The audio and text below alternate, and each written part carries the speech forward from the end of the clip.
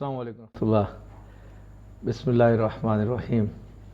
الحمدللہ وحدہ والصلاۃ والسلام علی من لا نبی بعدہ. میرا نام سید عابد محمود. اب بات آتی ہے شرک فی الحقوق، یعنی کہ شرک فی العبادت. جیسا کہ آپ جانتے ہیں عبادت دو چیزوں سے ہے.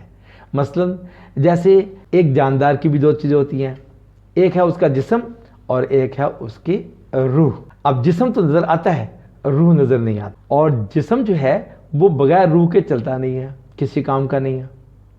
ایسے ہی عبادت جو ہے اس کی بھی دو چیزیں ہیں، ایک جسم اور ایک ہے روح. عبادت کا جسم اللہ کی اطاعت ہے، یعنی کہ اللہ کی بندگی ہے، اور عبادت کی روح کیا ہے؟ وہ اللہ سے محبت ہے. اللہ سے محبت کا نام ہے. عبادت اس کو کہتے ہیں جو اللہ کی محبت میں دل سے بھر کر کی جائے. اسی طرح اب سوچیں کہ عبادت میں شرک کیا ہوا، یعنی کسی کی اطاعت میں توحید کیا ہے.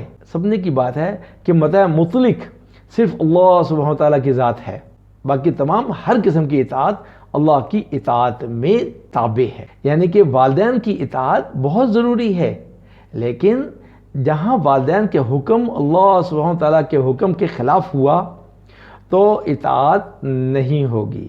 بات ختم ہوئی. یعنی کسی صورت میں بھی مخلوق کی اطاعت اللہ کی اطاعت کے مقابلے میں نہیں چلے گی. اللہ کی اطاعت لامحدود ہے اور مخلوق کی اطاعت. ٹھیک ہے جی.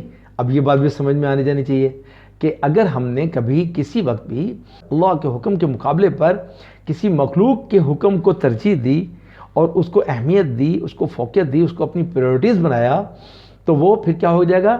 وہ ہو جائے گا شرک. اللہ کا حکم پہلے ہے اور باقی مخلوق کا حکم بعد میں. عام آدمی اگر یہ فلسفہ بھی سمجھے تو ٹھیک ہے.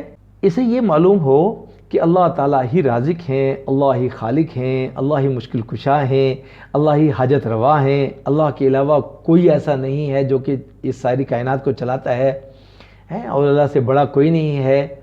یہ عام آدمی کو معلوم ہو اور وہ اس کے اوپر اپنا عقیدہ بنا کر عمل کرے، زندگی گزارے، تو اس کی توحید مکمل ہو جائے گی.